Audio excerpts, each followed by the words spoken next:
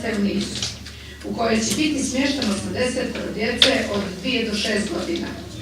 Vrtić Maček je opremljen po najsavremenijim standardima sa 3 radne sobe, kuhinjom, trpezarijom, sanitarnim čvorovima i garderobima.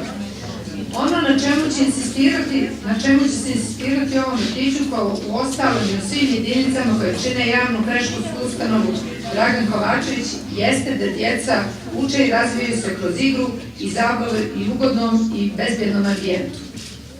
Ovu priliku još jednom koristim da se zahvalim Ministarstvu prosvete na uloženim sredstvima za izgradnju ovog objekta, kao i opštini Nikšić na velikoj podršci.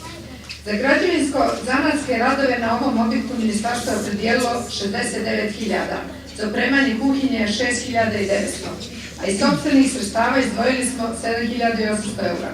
Cijelokupan posao realizovan u saradnji sa UNDP-om. Ovom prilikom se zahvaljujem i mještanima Župe koji su nam pomogli da objekat privedemo namjeni. Otvaranjem ovog objekta naši mali drugari Župe neće morati da putuju do gradskih vrtića, već će sve potrebe karakteristične za predškolski uzrast moći da ostvariti u svom mjestu, u svojoj Župi. Roditeljima mogu poručiti da će njihova djeca biti na bezbjednom i ljubavlju ispunjenom mjestu, a Nišanima želim ugodan boravak u našoj ustanovi i srećno odrastanje, a mi nastavljamo svoju misiju. Svi u vrtići. Hvala.